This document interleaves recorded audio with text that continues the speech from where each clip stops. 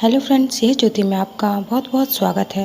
Friend, आज इस pregnancy video में हम जानेंगे आखिर किन कारणों की वजह से गर्भ में शिशु उल्टा या फिर आड़ा तिरछा हो जाता है और माँ की किन गलतियों की वजह से गर्भ में शिशु उल्टा हो जाता है।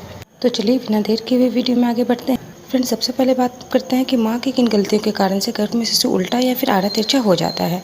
तो सबसे पहली गलती आपकी ये होती है कि प्रेगनेंसी कंसीव करने के बाद आप अपने खाने पीने का ज़्यादा ख्याल नहीं रखती हैं। ठीक से खाने पीने का ध्यान न दे पाने के कारण आपके गर्भ में जो पानी की थैली होती है, जिसमें शिशु पलता है, बड़ा होता है, तैरता है या फिर घूमता है, उसमें पानी की मात्रा की कमी हो जाती है। और जब उसमें पानी की मात्रा की कमी हो जाती है तो शिशु को ज़्यादा जगह नहीं मिल पाती है घूमने के लिए, तैरने के लिए। इस वजह से शिशु जिस पोजीशन में रहता है उसी पोजीशन में रह जाता है और परिणाम स्वरूप वो गर्भ में उल्टा या फिर तिरछा हो जाता है। इसके अलावा कई बार पानी की थैली में पानी की अधिकता के कारण से भी गर्भ में शिशु उल्टा हो जाता है। यानी गर्भ में मौजूद पानी की थैली में अगर पानी की मात्रा अधिक हो जाती है तो ऐसे में शिशु लगातार तैरता रहता है, यानी हिलता डुलता रहता है। ऐसे में शिशु खुद को एक फिक्स्ड पोजीशन में, नॉर्मल डिलीवरी की पोजीशन में, जिसमें कि सिर नीचे और पैर ऊपर होता है, उस पोजीशन में नहीं ला पाता है और परिणाम स्वरूप गर्भ में शिशु आपका तिरछा या फिर उल्टा हो जाता है। गर्भ में शिशु के उल्टा या फिर आड़ा तिरछा होने का दूसरा कारण है आपके बैठने का पोजीशन। कई बार ऐसा होता है कि आप अपने बैठने के पोजीशन पर ध्यान नहीं देती हैं।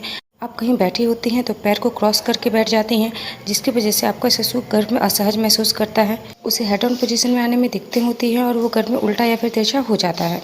इसके अलावा ऐसा भी होता है कि कई बार पेट अधिक निकलने के कारण से अगर आप बैठती हैं तो पीछे की तरफ अधिक झुककर बैठती हैं।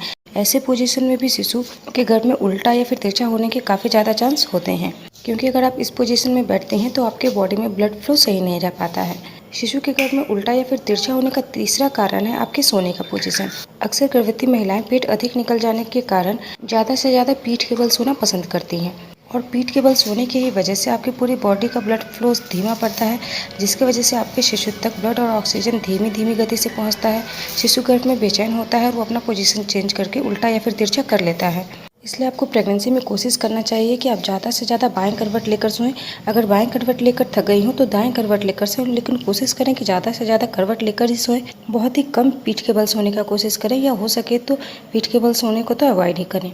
चौथा कारण है गर्भ में शिशु के उल्टा होने का, वो ये एक झटके में बैठना, उठना या फिर लेटना। कई बार प्रेगनेंसी में कुछ महिलाएं काफ़ी ज़्यादा एक्टिव होती हैं, तो ऐसे में वो बहुत ही एक झटके में उठ जाती हैं, बैठ जाती हैं या फिर लेट जाती हैं। तो आपकी इस हरकत से भी आपका गर्भ में शिशु बेचैन सा हो जाता है और हड़बड़ाकर अपने पोजीशन को चेंज करते हुए उल्टा या फिर तिरछा सा हो जाता है। तो ये कुछ माँ की गलतियाँ होती हैं जिसकी वजह से गर्भ में उनका शिशु उल्टा या फिर आड़ा तिरछा हो जाता है। अब बात करें कि प्रेगनेंसी के ऐसे कौन से कारण होते हैं जिसकी वजह से गर्भ में शिशु उल्टा या फिर तिरछा हो जाता है। तो उसके कई सारे कारण हैं, जिसमें से सबसे पहला है गर्भनाल।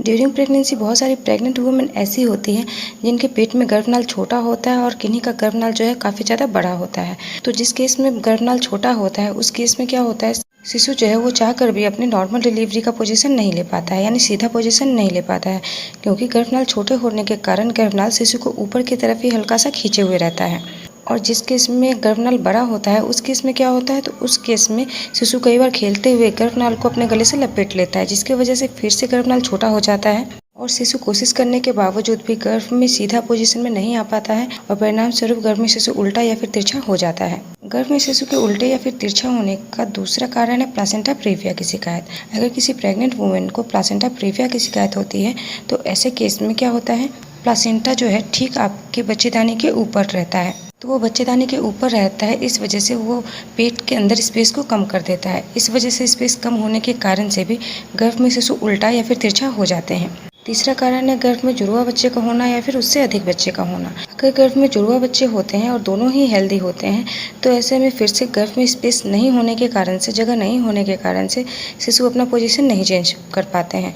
इसके अलावा गर्भ में आपके बच्चे के उल्टा या फिर तिरछा होने का एक मेन कारण ये भी होता है कि आपके यूट्रस का शेप सही नहीं है, यानी आपके गर्भाशय का आकार सही नहीं है। नॉर्मली जो गर्भाशय का आकार होना चाहिए उससे वो थोड़ा चेंज है या फिर उसमें किसी प्रकार का कोई गांठ है, तो ऐसे केस में भी शिशु जो है चाहकर भी नॉर्मल डिलीवरी पोजीशन नहीं ले पाता है और गर्भ में उल्टा या फिर तिरछा बना रह जाता है। इसके अलावा गर्भ में बच्चे के उल्टा होने की शिकायत उन महिलाओं में भी देखी जाती है जिनका प्रीमेच्योर बर्थ हुआ हो, यानी जिनका समय से पहले डिलीवरी हुआ हो।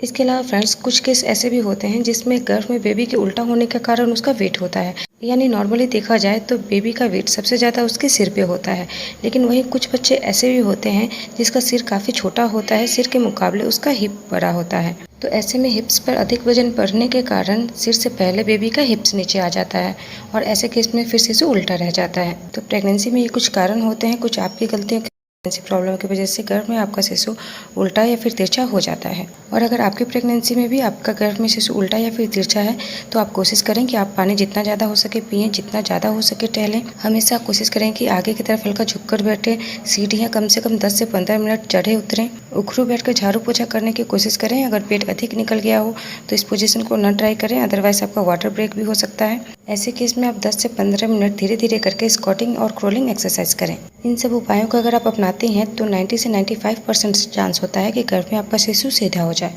तो फ्रेंड्स, अगर जानकारी पसंद आई हो तो वीडियो को लाइक करें, शेयर करें। फिर मिलते हैं एक नए वीडियो में नए प्रेगनेंसी टॉपिक के साथ। तब तक के लिए अपना ख्याल रखें।